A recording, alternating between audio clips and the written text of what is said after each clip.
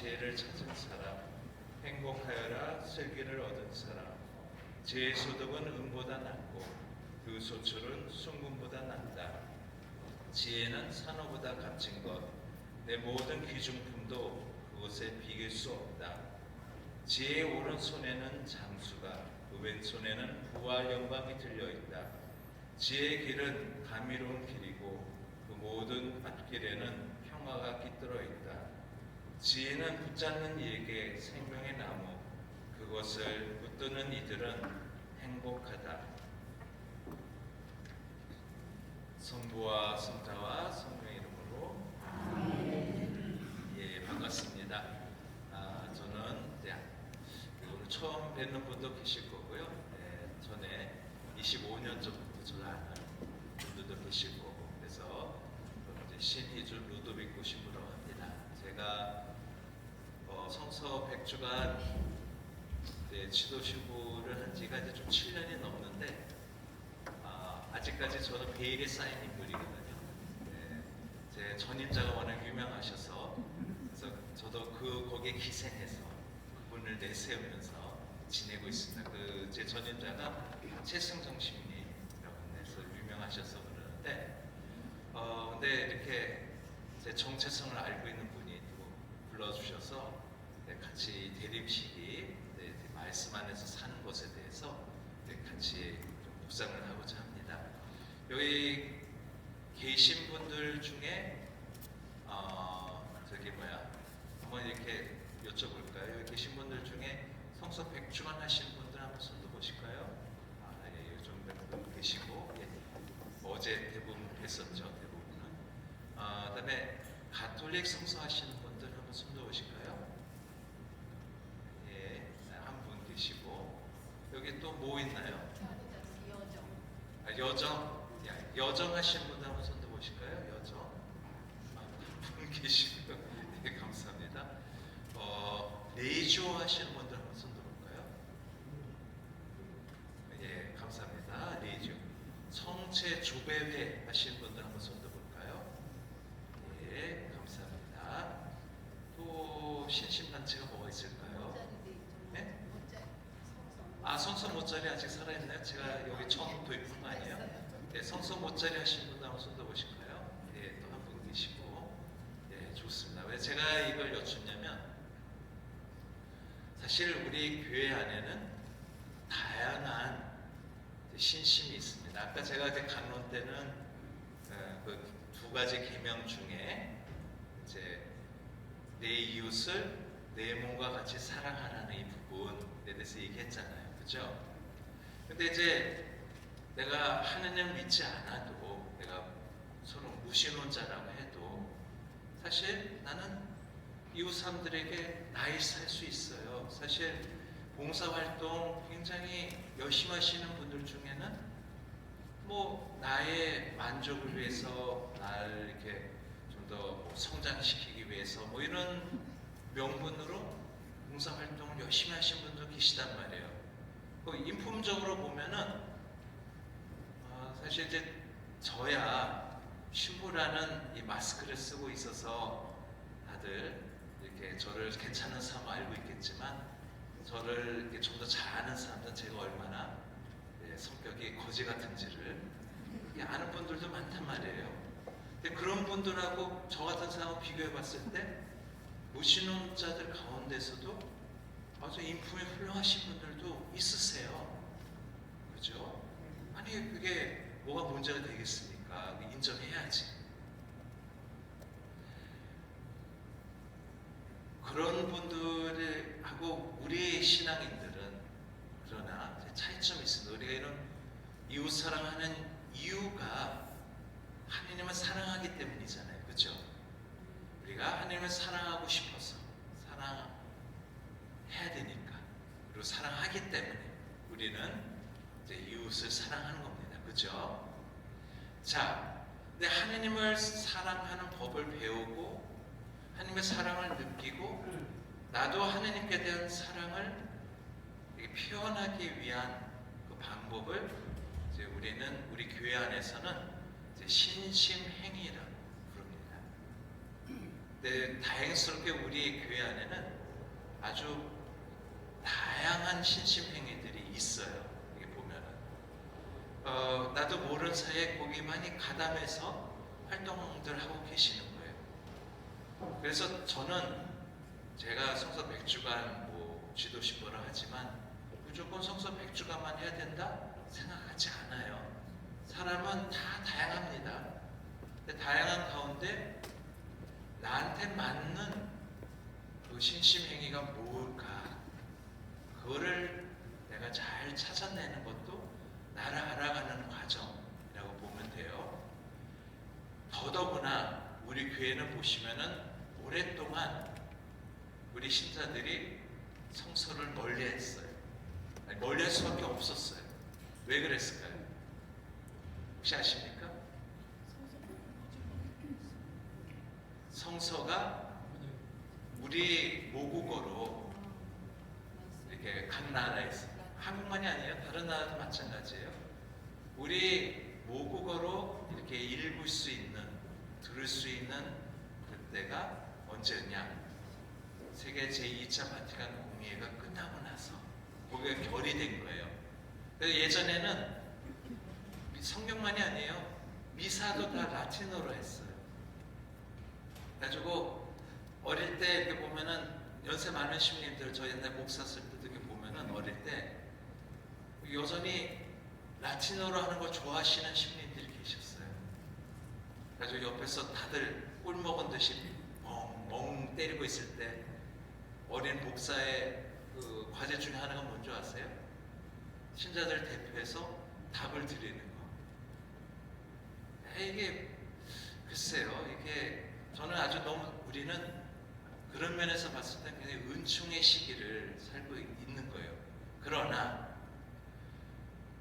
모국어가 아닌 말로 라틴어로 미사를 봉헌하고 성경도 라틴어로 봉독이 되고, 그래서 멍 때리던 그 시절에도 열심히 하고자 하는 우리 신자들의 그 열정은 대단했습니다. 그래서 다양한 방식을 개발을 했습니다. 우리 신자들이 보면은 예를 들어서 묵주기도, 제가 묵주기도 굉장히 좋아합니다만 묵주기도는 우리 최고의 오래된 신심행위 중에 하나입니다.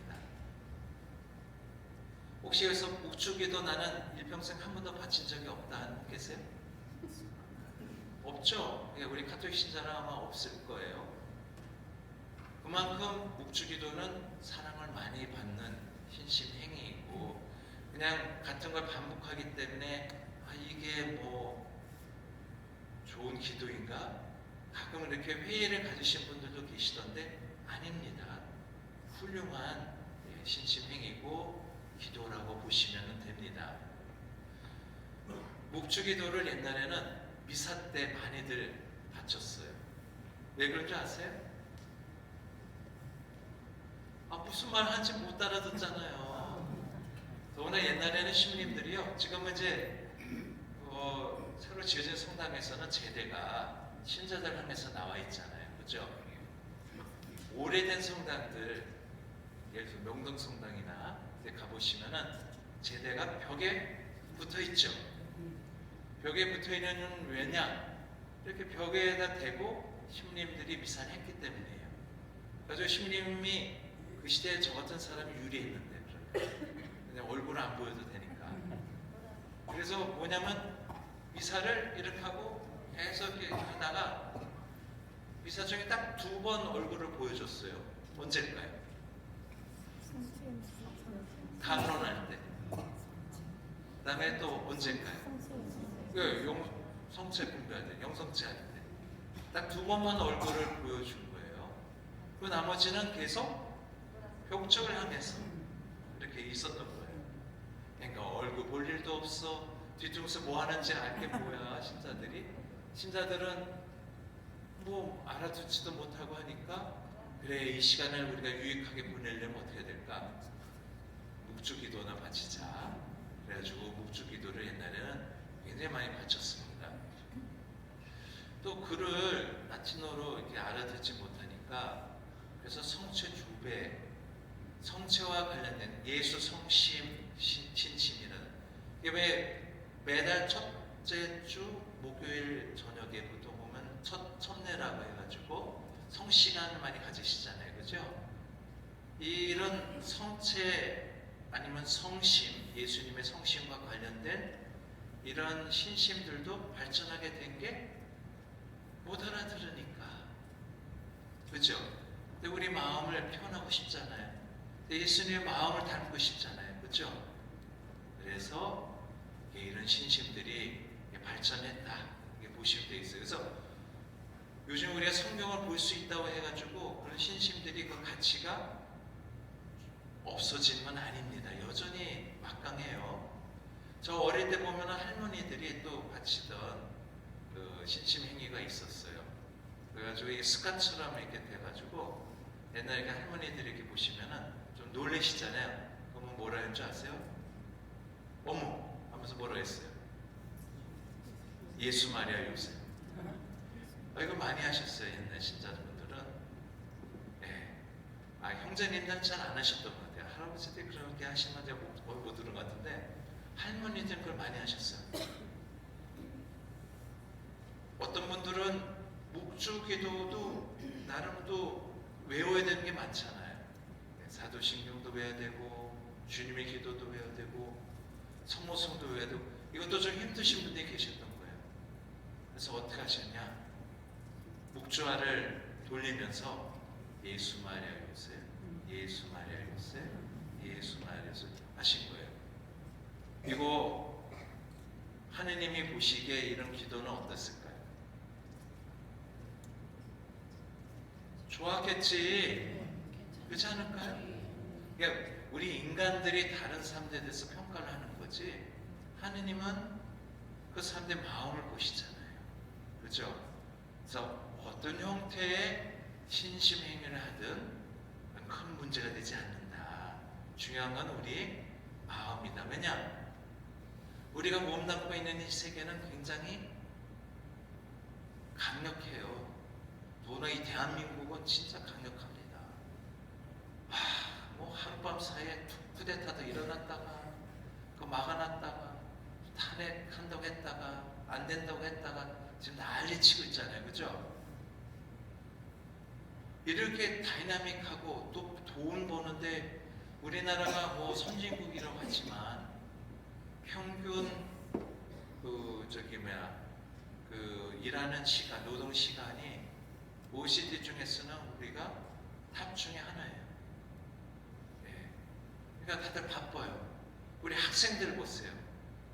학생들 보면은 제가 이제 문학 신고할 때 이제 애기들한테 방학 되면은 물어봤어요.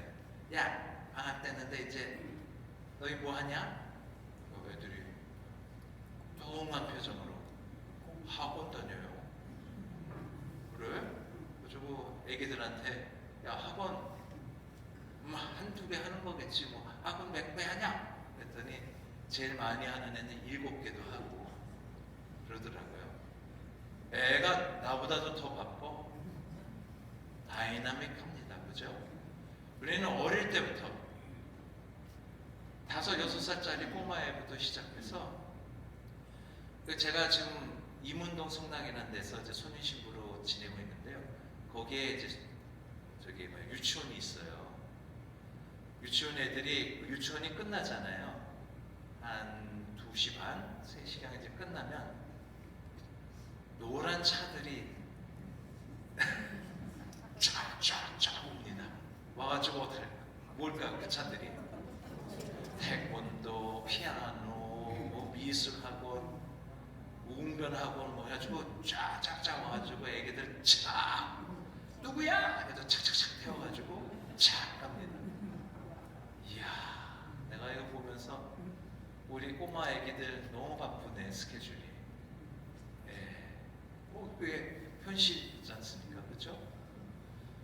이렇게 바쁘다 보니까 요즘에 가족끼리 모여가지고 예를 들어서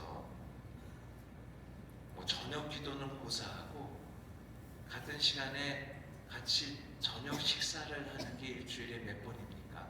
나는 우리 가족은 적어도 일주일에 한 번은 다 모여서 식사한다. 그럼 손 들어보세요. 그래도 제법 장하십니다.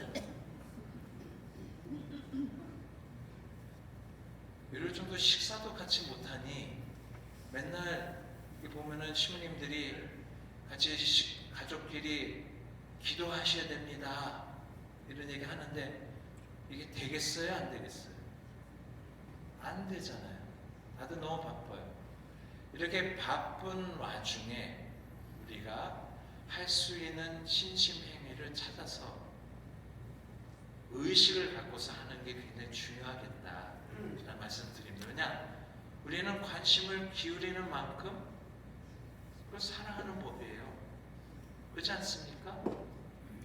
제가 요즘에 강아지 고양이 프로그램에 이제 빠져있다고 그랬잖아요. 제가 요즘에 한동안 몇 개월 동안 고양이 것만 쫙 보다가 지난 한 달 동안에는 열심히 새나개를 보고 있습니다. 세상에 나쁜 개는 없다. 네, 그거예요. 보면은 강아지들이 문제가 있을 때 그 문제를 해결하기 위해서 주인이 바뀌어야 돼요. 그리고 그 강아지한테 훈련을 하면서 시간을 내서 내가 이 강아지를 사랑하니까 바쁘지만 그래가지고 얘 여기 한번 여쭤볼까요? 상식. 내가 강아지를 키운다. 하루에 적어도 몇 번 밖으로 데려나서 산책을 해야 될까요? 자, 한 번이라고 생각한 사람은 손 들어보세요. 네, 손 내려주시고요. 두 번이라고 생각한 사람 한번 손 들어보세요. 네, 손 내려주시고요. 세 번이라고 생각하시는 분들 손 들어보십시오. 네, 감사합니다. 예. 최소한 두 번, 사실은 적어도 세 번, 30분이라도 30분씩이라도 데리고 나가야 돼요. 왜냐? 그래야 얘네들이 화장실에 가요. 집안에서 쌀 수가 없잖아요. 그렇죠? 그럼 그렇게 하려면은 내가 시간을 내야 되잖아요. 이 바쁜데. 그렇죠? 드라마도 봐야 되고. 우리 너무 바빠요 요즘에. 그러니까 그 와중에도 내가 시간을 내서 강아지를 만약 키우겠다고 결심했으면은 내가 시간을 내서 해야 되죠. 나 신앙에서 살아가는데 내가 기도 시간을 가져야 된다 라는 걸 제가 말씀드리기 위해서 이 말씀 드리는 겁니다. 동의하세요? 뭐 할 수 없죠. 동의 안 해도. 여기 앉아 계시니까. 문제는 나는 뭘 할 것이냐 있잖아요. 그죠?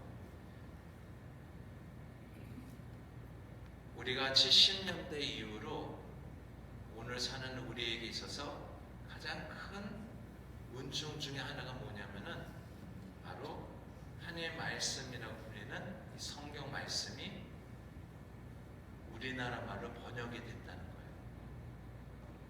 한국말 읽을 줄 알면은 다 일단은 읽을 수 있다. 이게 알아듣냐는 또 다른 문제지만 우리가 이제 읽을 수 있다는 거예요. 예전엔 꿈도 못 꿨던 거잖아요. 이거 읽는 거를. 근데 이제는 성경을 우리는 다 읽을 수 있게 됐습니다.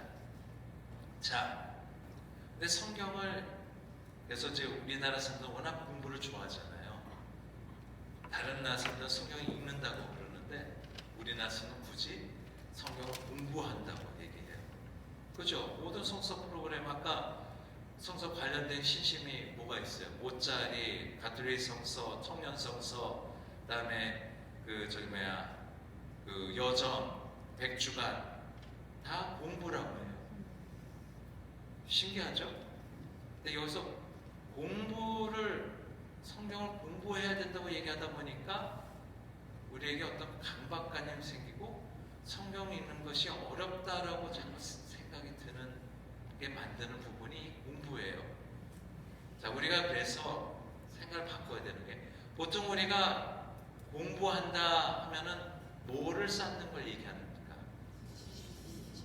그죠? 지식을 쌓는 거 얘기하잖아요. 그죠? 네, 지식.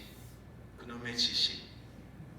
그래서 사실 대부분의 성경 프로그램들이 그건 좀 이렇게 제가 다들 비난하려는 게 아니라 성서학적인 지식을 전달하는 그런 성서 프로그램이 주를 이룹니다. 우리나라는 이게 잘 돼요. 우리나라가. 문제는 성서를 공부해서 얻고자 하는 목적은 뭐예요? 그런데 어떻게 생각하세요? 내가 이 성서에 대한 지식을 쌓았어. 이 성서 지식을 통해서 내가 얻고자 하는 목적은 뭐예요? 언젠가 시험 칠 거예요? 하나님 앞에 나가야 되면 하나님께서 물어보시려나? 야, 너 배웠지?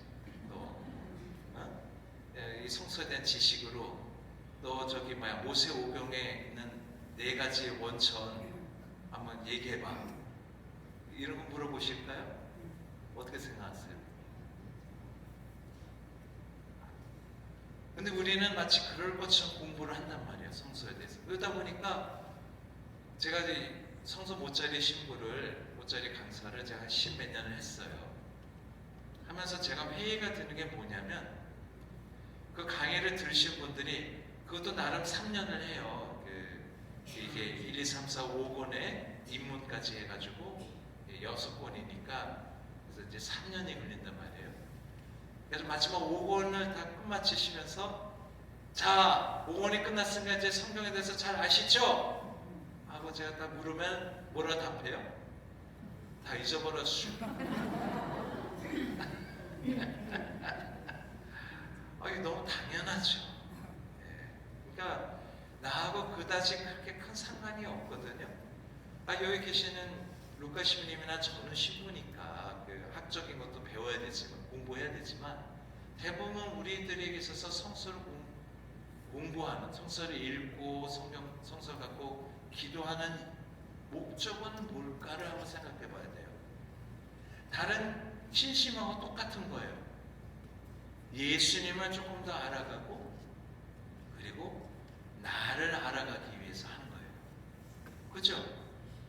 내가 어려움에 처했을 때 이 성경을 읽은 것이 힘이 되고자, 어려움을 이겨내게 하는데 힘이 되고자 하기 위해서, 예를 들어서 내가 암에 걸려서 의사 선생님이 위암 3기입니다. 죽을 준비하세요. 3기는 아직 아니구나. 4기.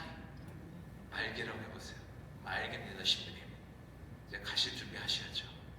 저한테 딱 그랬다고 해봐요. 그럼 첫 번째 드는 생각이 뭘까요? 18. 그 생각이 나겠지만, 그 다음에 드는 이제 좀 정신 차리면서 내가 그동안에 배웠던 성경에 대한 말씀 이런 걸 통해서 내가 이 위기를, 마음이 흔들리는 것을 내가 다잡을 수 있어야 되잖아요. 그런데 성서학적인 그런 지식들이 제가 이렇게 그런 비슷한 경우에 이렇게 보니까 저 자신도 그런 성서학적인 지식이 저를 도와주지 못하더라. 살아있는 말씀으로 우리가 성경을 제대로 공부하지 않았기 때문에 그런 거예요. 그래서 다시 질문. 성서를 공부한다는 것은 무슨 얘기일까 했을 때 생각을 바꿨어. 내가 지식을 쌓으려고 하는 게 아니라 말씀을 통해 가지고 나한테 들려오는 하나님의 말씀을 내가 들어야 된다는 거예요. 말은 쉽지 않습니다만 이렇게 한다는 거예요. 이해하셨죠? 그럼 어떻게 할 것인가? 구체적으로 하나님 말씀을 내가 하나님 말씀 성경 읽으면서 알아들으려고 할 때 어떻게 해야 될 것인가? 자, 여기서 이제 하나의 질문하겠습니다. 내가 혼자서 성경을 읽는 게 나을까요? 여럿이서 읽는 게 나을까요? 자, 전자라고 생각하시는 분 한번 손 들어보세요. 없어요? 한 분. 나는 그래도 여럿이 읽는 게 맞다. 같이 읽는 게 맞다. 손 들어보세요.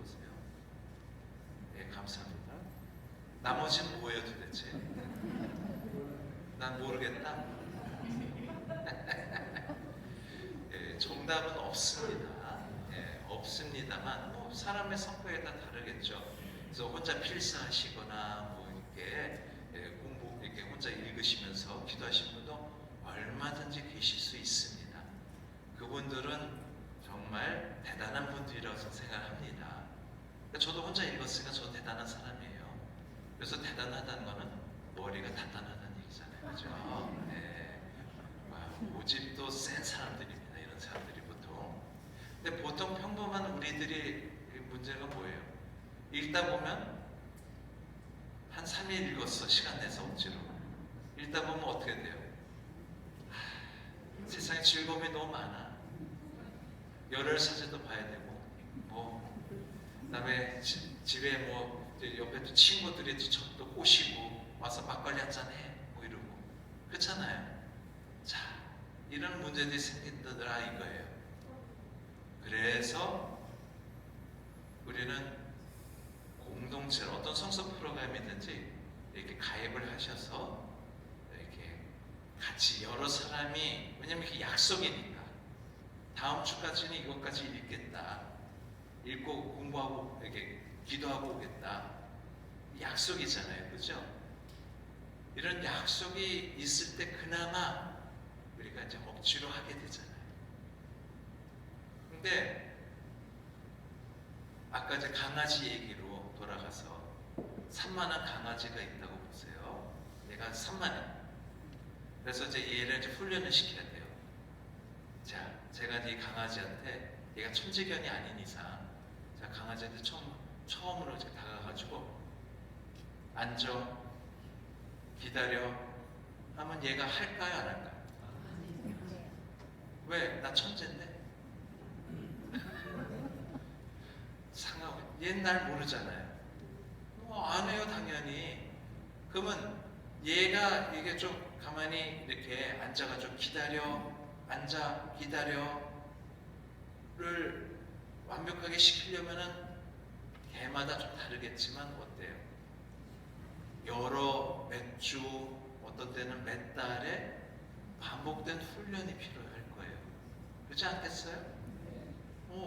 저도 옛날 강아지 키울 때 저는 이렇게 훈련을 잘 못 시켜가지고 앉아 하면 애가 자빠지더라고요.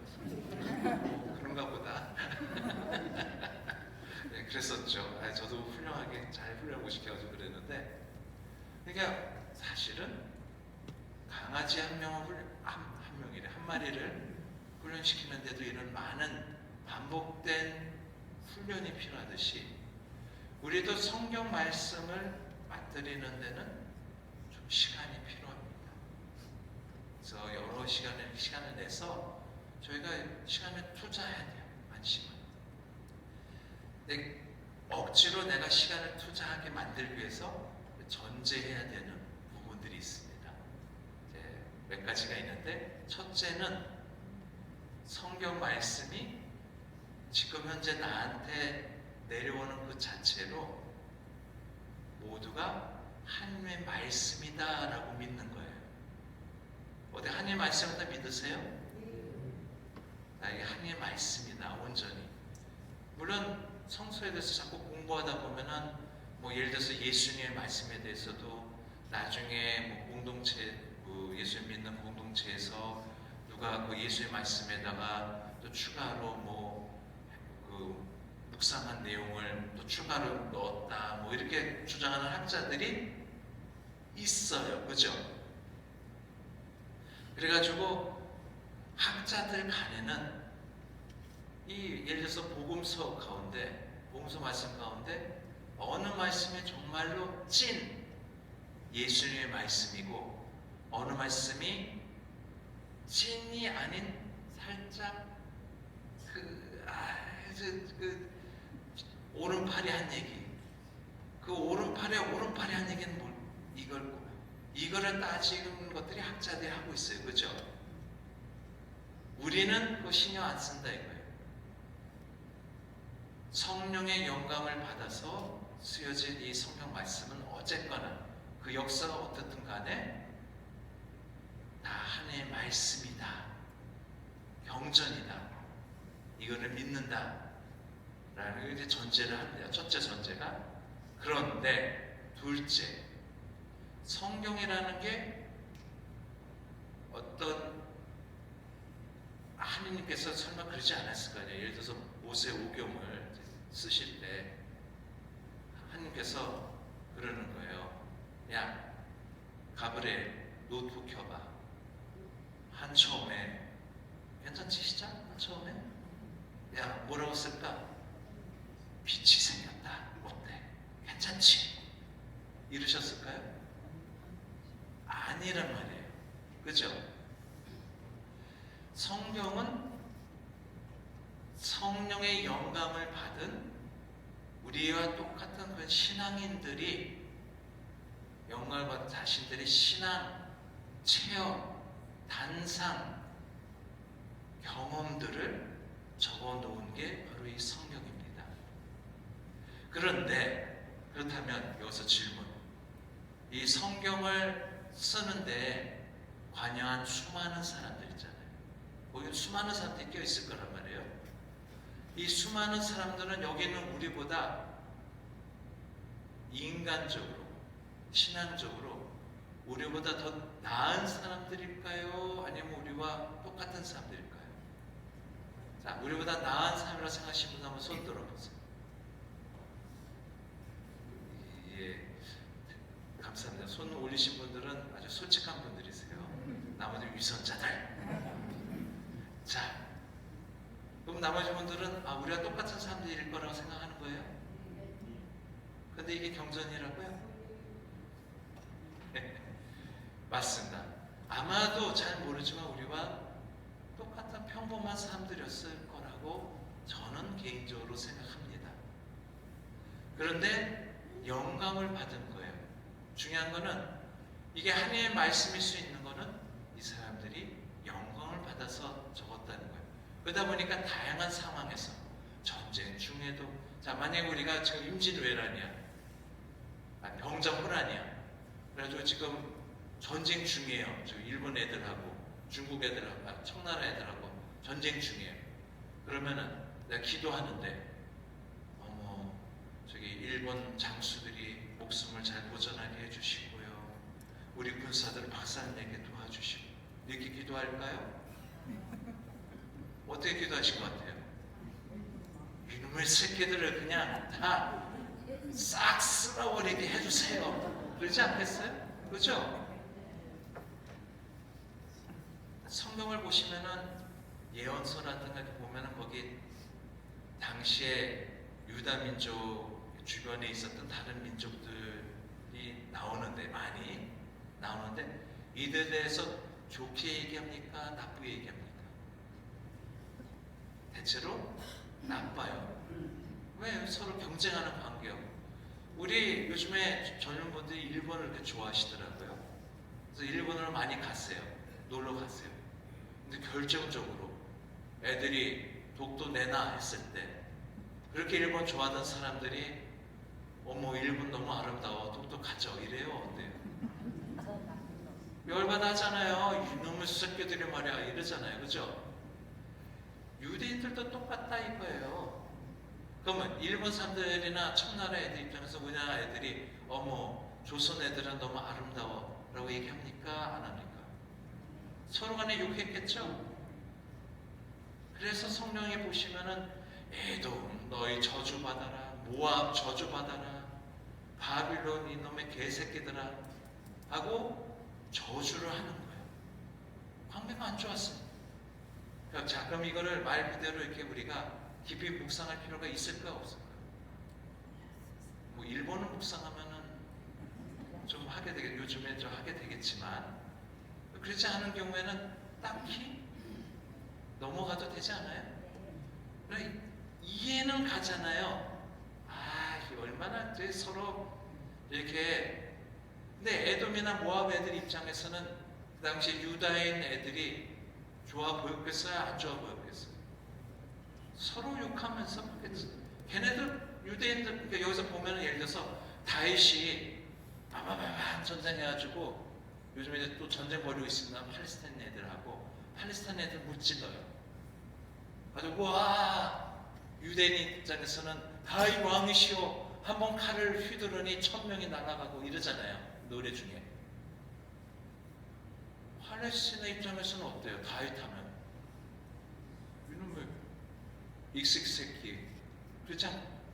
익스새끼가 아니라 익스새끼구나 라고 하지 않았겠어요?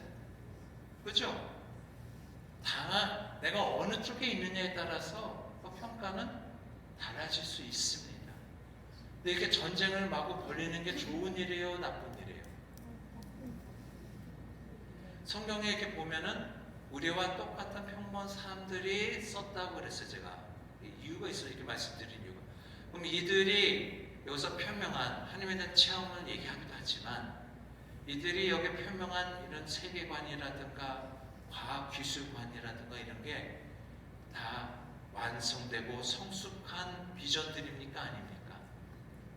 아니라는 거예요. 이거는 하나님의 말씀이지만 그런 건 우리가 가려서 읽을 줄 알아야 된다는 거예요. 아니 창세기 1장에 근거해가지고 세상은 7일 만에 창조됐어. 과학적 진실이야. 이거 주장하는 사람들이 있어요. 제가 신부인데 그거 아니잖소 얘기하면은 아유 저거 신부라는 놈이 저거 거짓이야 이렇게 얘기하거든요. 그 사람들 뭘 뭐로 하는 얘기죠. 왜? 창세기 1장은 세상에 이렇게 다이나믹하고 온갖 전쟁이다 뭐 사기다 뭐 이런 걸로 가득 차 있어 이렇게 인데도 불구하고 이 세상의 중심은 누구시라고요? 하느님이시란 거를 신앙 고백한 게 창세기 1장의 말씀인 거예요. 이해하셨죠? 그거를 이해했을 때 창세기를 읽을 때 이해가 가는 거예요. 자, 이 두 가지. 자, 첫째 뭐라 그랬죠? 이건 온전히 하나님의 말씀이다. 두 번째 뭐예요? 그런데 여기에는 성숙하지 못한 견해들이 있다. 그렇다면 누구의 견해로, 누구의 눈으로 이 모든 것을 판단하는 게 옳을까요? 이게 세 번째 전제되는 거예요.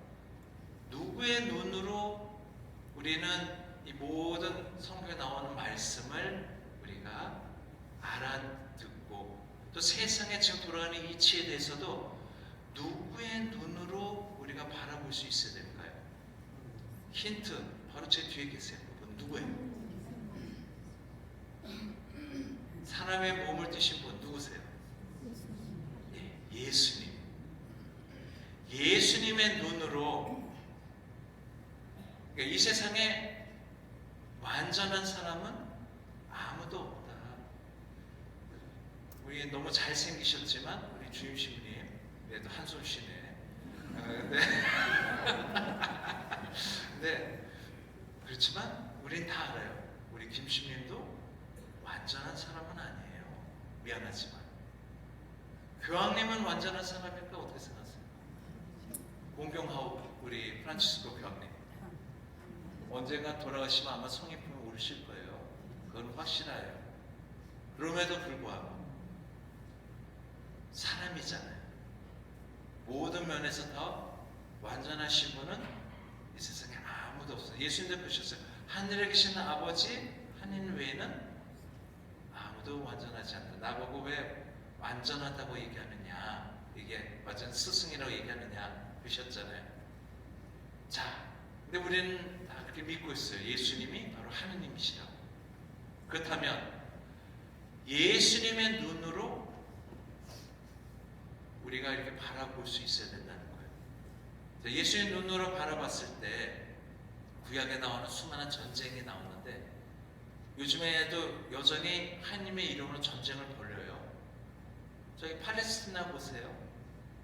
보면은 팔레스티나에서 유대인 애들이 그 주변의 나라들 요즘에 마구마구 공격하면서 난리치고 있어요. 그렇죠? 그러면서 잘했대. 왜? 왜 잘했다고 주장할까요? 하나님의 이름으로 하니까. 정말? 한번 물어봐야죠, 우리는. 정말 하나님이 원하실까? 너희가 거기 어린이들이 잔뜩 있는 초등학교에다 미사일 쏘는 거를 하나님이 정말 동의하셨다고? 그럴 리가 있을까요? 예수님의 눈으로 바라봤을 때 이게 참 어려운 얘기예요. 지금 러시아하고 우크라이나가 벌써 3년 지금 전쟁을 하고 있어요. 재미난 게 뭔지 아세요? 러시아나 우크라이나나 종교가 같습니다. 러시아 정교회입니다. 정교회 신자들이 있어요. 자, 하느님은 어느 편일까요?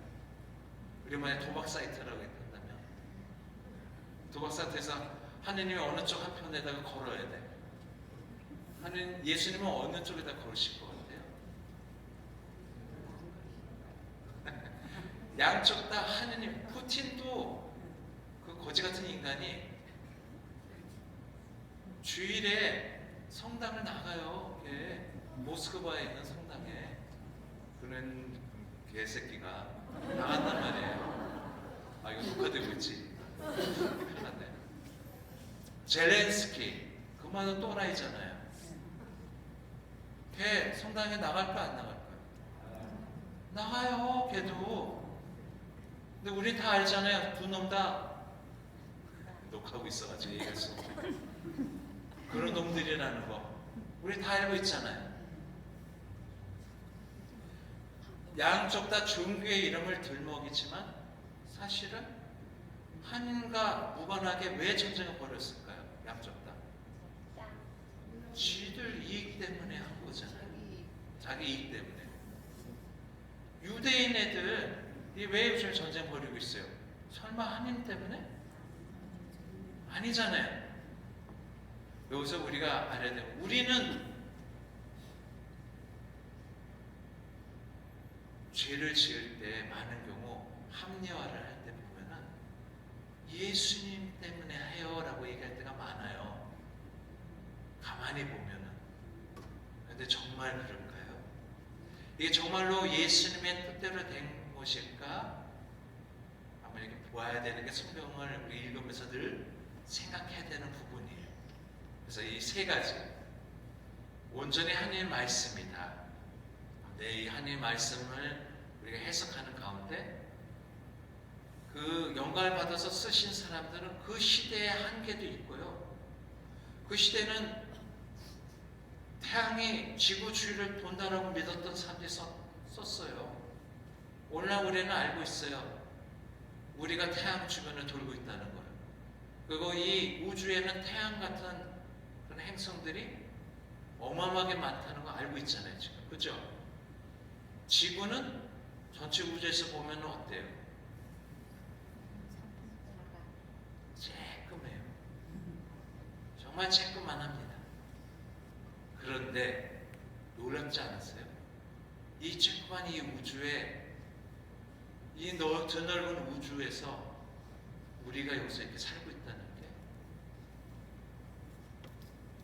이거를 바라보고 감사하면서 예수의 말씀대로 예수님의 눈으로 살아가는 게 우리 목표라는 거예요. 성경 읽으면서. 이해 가셨죠? 자, 이제 끝으로 이제 네 번째로 성경 읽으면서 제가 백주간 위주로 안 하고 있다는 거 다 인정하시죠? 인정 안 해? 상당히 전 잘하고 있는 것 같은데 지금. 전 늘 저 자신에 대해서 긍정적이잖아요.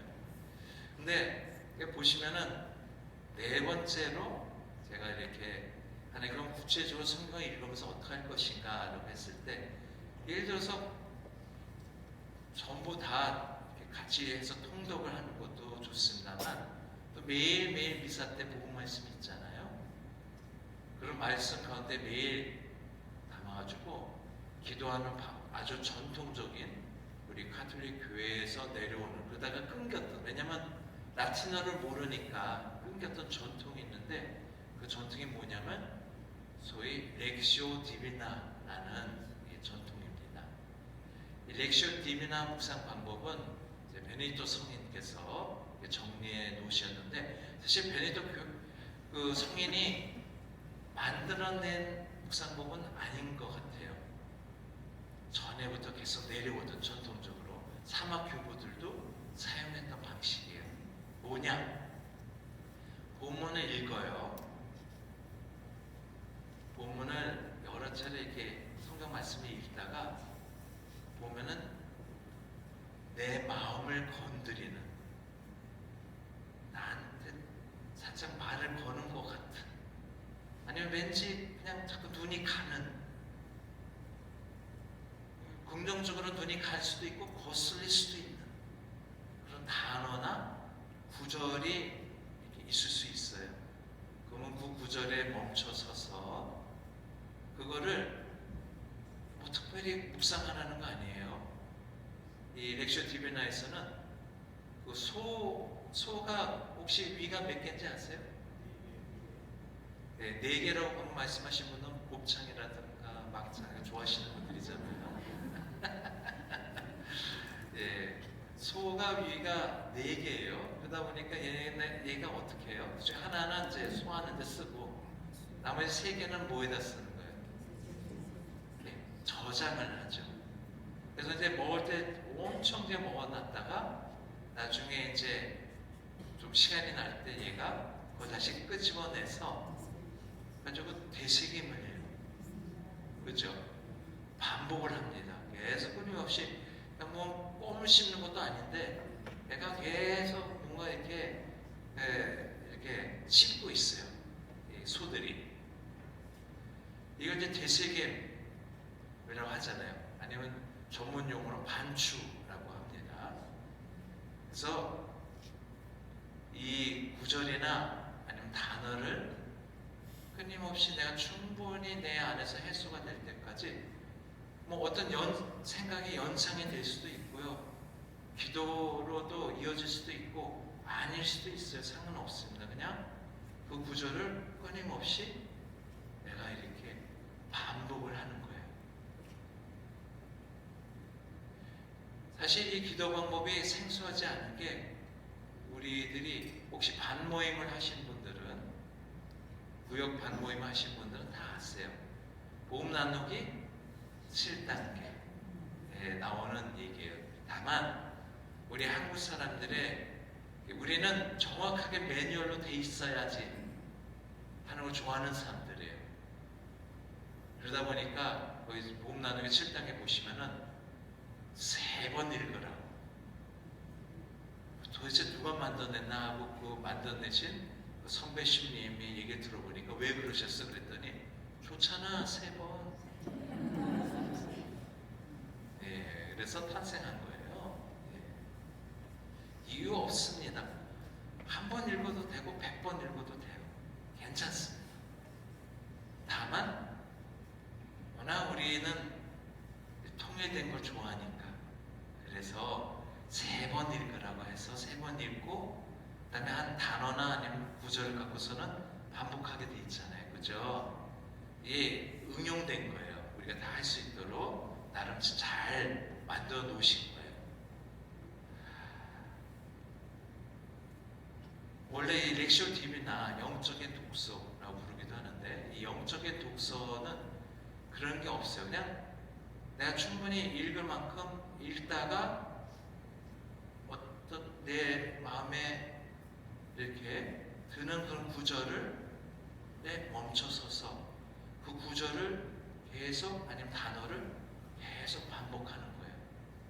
내 이웃을 내 몸과 같이 사랑하라. 내 이웃을 내 몸과 같이 사랑하라. 어떤 특별한 호흡법도 없어요. 보통 우리가 그런 거 좋아하잖아요. 특히 제가 그런 거 좋아하거든요. 그래서 호흡법을 제가 개발하려고 저 나름 열심히 도교책도 읽고 불교책도 읽고 하면서 이 호흡의 비밀을 알아야 된다. 그랬더니 어느 그 선사님의 스님의 그 이야기를 보니까 옛날 당나라 때 분이신데 이분은 보니까 숨을 한번 쉬면 몇십 분씩 숨을 쉬었다는 거예요. 말씀을 하면서. 따라해봤어. 네, 몇 초 만에 다행이다 나는 천주교야 이제 했던 기억이 납니다. 그렇죠. 호흡은 중요하지 않아요. 대신에 내가 이제 그날 하루 내 이웃을 내 몸같이 사랑하라 하면서 청소하고 설거지하고 지하철 타가지고도 내 이웃을 내 몸같이 사랑하라. 내 이웃을 내 몸같이 사랑. 꼭 성당 안에서 성체 앞에서 하실 필요가 없어요. 그런 시간 낼 수 있으면 좋지만 또 어떤 분들은 성체 조배할 때 뭐 해야 돼요? 가지고 우리는 가만히 보시면은 예를 들어서 그 사순 성삼일 때 이렇게 보시면은 항상 성금요일 지난 다음에 성체 조배를 뭘 하냐고 1시간 동안 뭐 할 거를 꽉 채워서 내려와요. 그죠? 어쩔 수 없어요. 왜냐면 그냥 하세요 하면 다들 멍 하니까 한국 사람들은. 근데 사실 그 시간에 1시간 동안 내 이웃을 내 몸같이 사랑하라. 내 이웃을 내 몸같이 사랑하라. 그러다가 떠오르는 생각이 있어요. 아차, 내가 생각해 보니까 남편의 그 뭐야 요리를 이렇게 저녁 식사 준비하면서 내가 거기에 침을 뱉었어. 그건 옳지 않아. 주임시부님한테 내가 커피를 타면서 거기다 침을 뱉었어. 뭐 이런 게 이제 떠오르면 이거를 이제 반성하는 거죠. 아유 다음부터는 저 침만 튀겨야 되겠다라든가 이제 이렇게 변하는 거죠. 내가 일부러 죄의식을 심어주기 위해서 나 고해성사 때 뭐라 해야 되는데 하면서 떠올리는 게 기도가 아니에요. 아시겠죠? 그냥 성경을 통해서 그 말씀을 갖고서 이렇게 하다가 연상이 되면 저절로 이렇게 연상이 안 돼도 상관없어요. 그러면은 계속 이렇게 기도하는 겁니다. 이게 바로 성경을 갖고 하는 신심. 성경 신심이라고 제가 부르고 싶은데요. 그러다 보면은 한 1년 정도 하다 보면은 그 중에 몇 구절은 외우게 되겠죠. 이게 우리 천주교 신자의 슬픈 게 뭔지 아세요?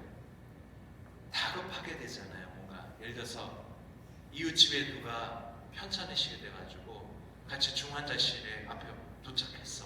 어떡해 마리아 씨 어머 우리 기도합시다 하면 뭘 받쳐요? 우리 외우는 게 유일한 게 그거잖아. 주모경을 바치잖아요. 이게 나쁘다는 얘기가 아니에요. 오해하시면 안 돼요. 훌륭합니다. 저도 주모경 바쳐요. 그런데 그걸 넘어서서 그죠?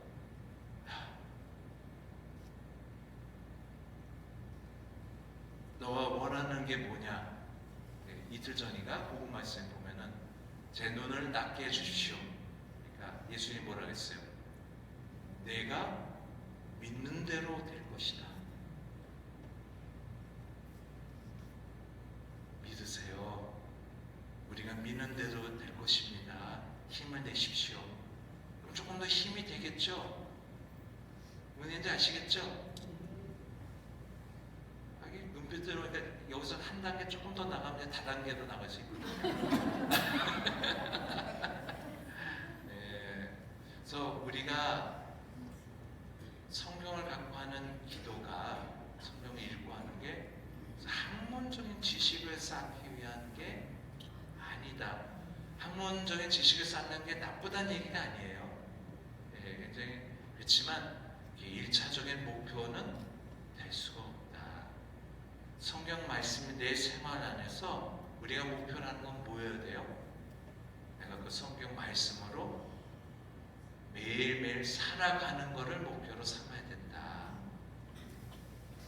그럴 때 실제적으로 이 말씀이 살아있는 말씀이 된다는 거예요. 그렇지 않으면 이건 문자로 되는 죽어있는 말씀이 되는 거예요. 그렇지 않겠습니까? 나하고 의미가 없는데. 그래서 성경을 만약에 좀 더 가까이 하고 읽고 싶으시다면 매일매일 뭐 이렇게 뭐 성서 백주간이든 여정이든 가톨릭 성서관에 가입을 하셔서 해도 되고, 아니면 만약 혼자 하고 싶으시다 하면은 매일 읽는 내용 중에, 아니면 혹은 매일매일의 그날 미사 사용되는 복음 말씀 갖고 우리가 이렇게 반복해서 외우면서 거기서 교 말씀을 그날의 말씀으로 내가 삼고서 살아가고자 한다면, 그렇다면은 좀 더 우리가 말씀으로 살아간다는 얘기 하잖아요. 그죠? 우리나라에 뭐 영부인이라고 자처하는 분은 구약 성경을 거꾸로 외운다고 하잖아요. 이거 그 양반 폄하하려고 하는 얘기가 맞는데요. 성경을 거꾸로 내가 읽어가지고 외울 줄 알면 그분 내면 생활에 도움이 될까요? 안 될까요? 안 돼요. 거꾸로 똑바로 외워야지. 왜 그걸 거꾸로 외워요? 도움이 안 될 거 아니야. 그 외운 게 무슨 얘기인지 알겠죠? 멘트 잘못 쳤어 보니까. 그래서 근데 아마 똑바로 읽었다 그래서 외웠다고 하면은 체크해 봅시다 할까봐 아마 얘기한 것 같아요. 성경 말씀은 무조건 다 외우고 기계적으로 하고 의미 없어요. 학문적으로 뭐 유명한 사람이 한 묵상이 내가 하는 묵상보다 더 훌륭하고 하나님 예수님 보시기에 더 마음에 드는 묵상이다? 그럴까요? 안 그럴까요? 아니에요. 여기 계신 분들이 하는 묵상이나 제가 하는 묵상이나 하나님 보시기에 어느 게 더 예쁘게 보일지는 주고 보면 알아요. 지금은 누구도 평가의 대상이 아니라는 말씀이에요. 다 소중하다는 얘기. 아시겠죠? 자, 저는 제가 누구하고 달리 제가 내뱉은 말은 대체로 지키는 편입니다. 지금 이제 3분 전이 됐어요. 나 자신이 너무 자랑스러워서 시간을 끝낼 수 있어가지고. 근데 그러나 시간을 넘길 수 있는 거는 핑계가 있을 때 그러겠죠. 혹시 평소에 성경에 대해서 좀 이렇게 궁금한 게 있었다, 의문이 있었다 하는 게 있으면 혹시 질문을 받겠습니다. 혹시 질문하신 분 계신가요? 예, 형제님. 이해가 되지 않는 부분은 어떻게 해결을 해야 돼요? 성경 말씀 중에 이해가 되지 않는 부분은 어떻게 해결해야 될까요? 그 이해가 안 간다는 게 대체로 어떤 식의 이해 말씀이시죠? 맥락으로 이해가 안 가고요. 혹은 그 부분이 우리 현실로 비춰봤을 때 맞지 않는 그런 내용들이 근데 해석할 수가 없는 예.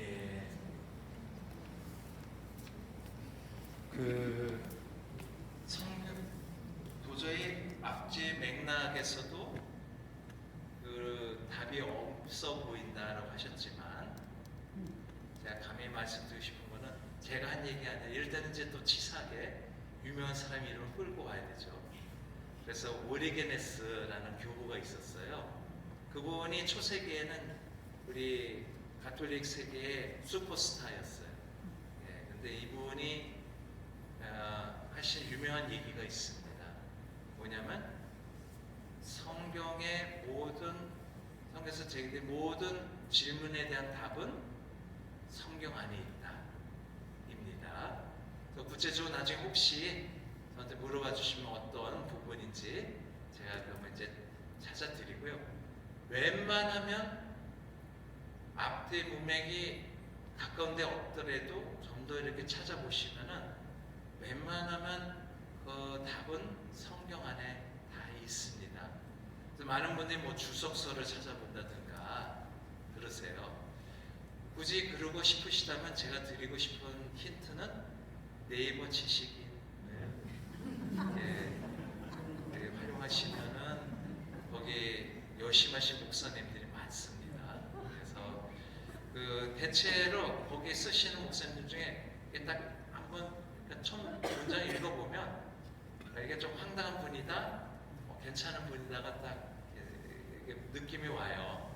그래서 괜찮은 느낌이다 하는 분의 것을 좀 이렇게 읽어보면 대체로 이렇게 그 궁금한 부분에 대한 답은 다 이렇게 주십니다. 근데 워낙 사람마다 다 이해가 안 가는 부분이 다를 수 있기 때문에 예를 들어서 이런 게 있을 수 있어요. 어떤 분들이 저한테 물어본 질문 중에 하나가 여기 보면은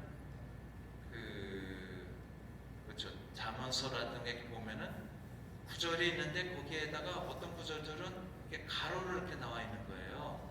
옛날 공동번역에서는 그것들을 외경을 해가지고 따로 이렇게 그 구절들만 따로 모아놨었는데 지금은 한 번에 다 이렇게 모아놓다 보니까 다르게 표기가 되는데 이게 뭡니까? 하고 저한테 물으신 거예요. 거기에 답은 성경에 있을까요? 없을까요? 없다라고 주장하시죠? 앞에 잠언서 앞에 보면은 처음으로 가로쳐져 있는 1장에 바로 가로쳐져 있는 구절이 나오거든요. 거기에 각주가 달려 있습니다.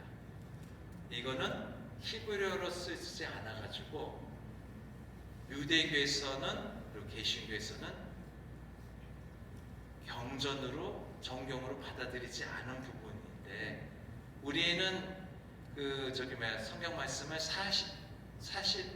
70인역이라고 해서 셉투아진타, 그리스 말로 이렇게 번역을 한 거예요. 셉투아진타를 받아들였는데 우리의 경전으로 우리 교회에서는 셉투아진타에는 있는 말씀들이란 말이에요.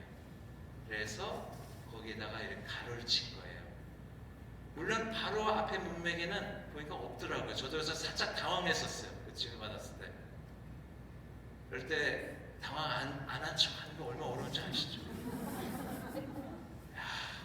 오스카상의 버금가는 연기력과 포커페이스를 유지하면서 앞을 이렇게 쫙 보니까 다행히 일장에 나오더라.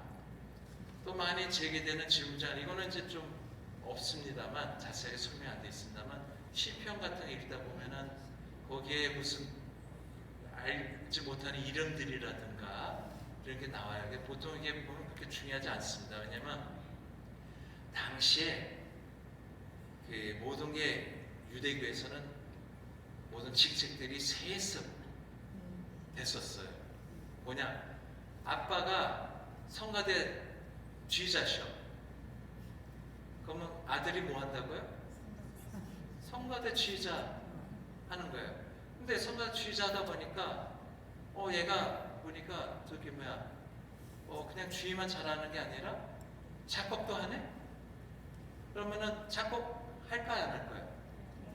시편이 150편 된 성가책이에요. 자, 그래서 내 이름으로 된 거 하나 써놨어. 거기 이름, 가문 이름 써놨을 거 아니에요? 또, 여기 보시면은 가요책 같은 거 사다 보시면은, 여기 보면은 거기 발라드풍, 디스코풍, 트로트풍, 뭐 이렇게 써있는 곡들이 있잖아요. 그죠? 그거를 얘기하는 것들이 이렇게 옆에 있어요. 문제는 우리가 히브리어에 다 능통하다면, 저는 능통하지 않거든요. 옛날에 저는 이제 히브리어를 그때 신학교에 있을 때 히브리어를 언제 다 제 이 기억 저작소에서 지웠냐? 마지막으로 시험 치는 날.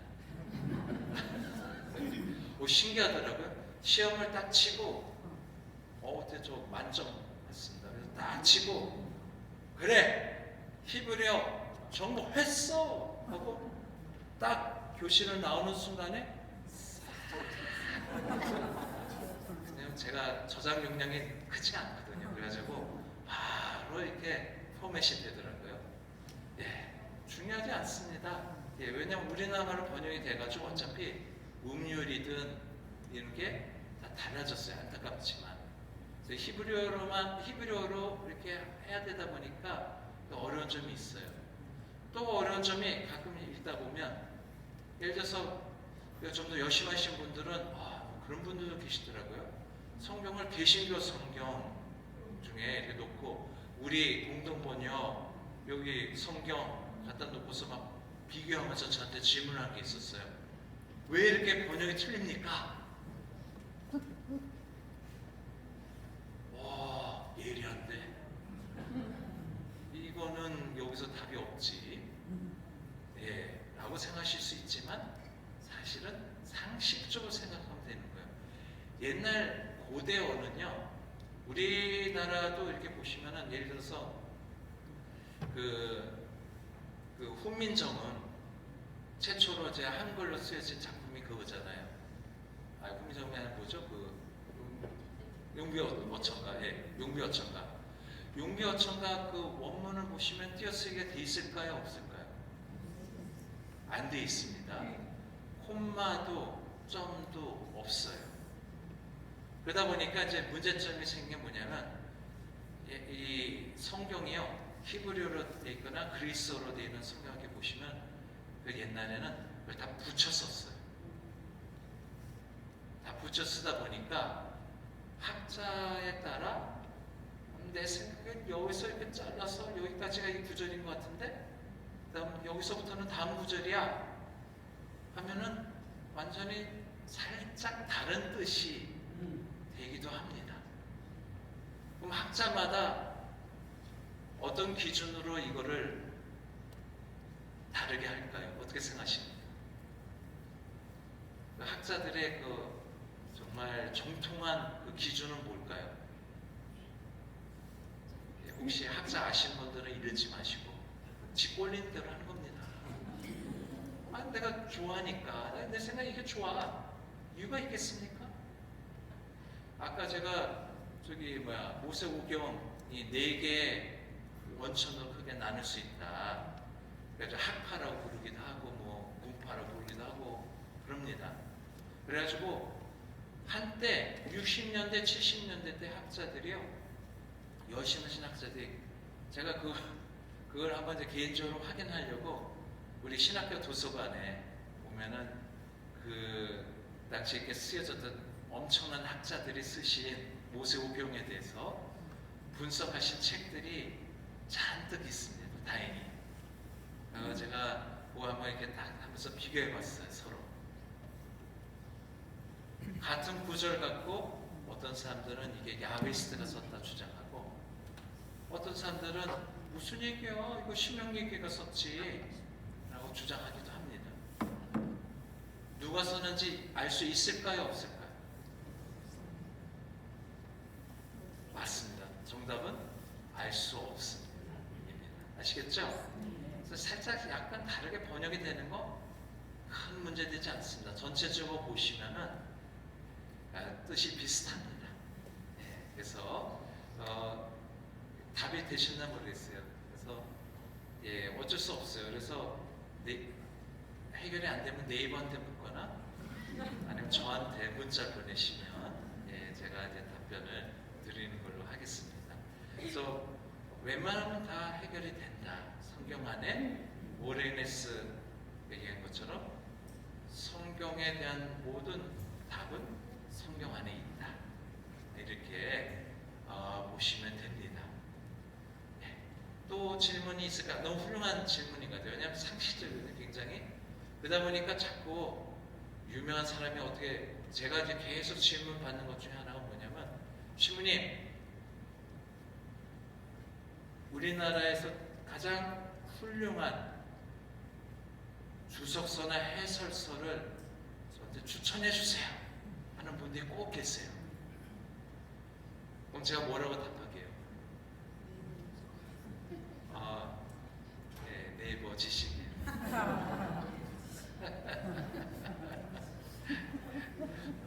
훌륭해. 제가 다시 말씀드리면 너무 훌륭하더라고요. 그리고 네이버 지식인으로도 성이 안 차면은 어딜 찾아봐야 되냐? 구글. 다만 구글에서는 제가 이제 전제해야 되는 게, 구글에서는 한글로 하면은 답이 잘 안 나고요. 그래서 영어로 하셔야 됩니다. English 해서 딱 해놓으면, 그러면은 대체로 이제는 우리 글로벌하게 미국 목사님들까지 다 거기에서 답변들 주십니다. 그래서 훌륭합니다. 네, 그래서 아마도 요즘에는 아마 챗GPT한테 물어봐도 될 겁니다. 네, 챗GPT가 웬만한 답을 내가 다 지난번에 제가 한번 확인해봤거든요. 제가 귀찮아서 야 챗GPT 이게 이 복음 갖고 강론 한번 써봐. 좀 몇 번 시험 삼아서 써보게 했더니 훌륭하긴 훌륭한데 얘가 이렇게 여러 개가 쫙 나와요. 근데 읽다 보니까 어디서 많이 본 것도 얘가 어디서 뺏기는 거잖아요. 그러다 보니까 옛날에 다른 신님들 쓰셨거나 한 글에서 얘가 살짝씩 이게 아주 얇더라고 이게. 완전히 걸리지 않게 살짝 뺏겨가지고 이게 딱 나와요. 그래가지고 그렇지 하늘나라에 완전히 새로운 건 없을 거야. 왜? 얘가 새로 발명해내는 게 아니잖아요. 있는 거를 검색해가지고 거기서 짜깁기 하는 거잖아요. 네, 그래서 그렇다는 거. 네, 그래서 훌륭합니다. 챗GPT도 훌륭하더라고요. 네, 이렇게 물어보시면 된다는 거 말씀드립니다. 예, 또 혹시 질문이 있을 수 있을까요? 제가 시간을 지금 10분 넘겼는데 이건 저 때문에 그런 게 아니에요. 제가 말씀드립니다만 혹시 또 질문이 있을 수 있을까요? 예, 없으시죠? 야, 이게 그래도 여기 행원동 성당은 훌륭하신 거예요. 제가 보통 질문이 있습니까 하면은 아무도 질문을 안 던져요. 오늘 질문이 하나 있었잖아요. 이거는 훌륭하신 겁니다. 예, 정말요. 예, 조롱 아니에요. 예, 오해하시면 안 돼요. 그러니까 너무 이렇게 좋은 거고 다행스럽게도 여기 행원동 성당의 주임신님이 공부하는 사람이에요. 저는 순수 국내파인데 이분은 로마파예요.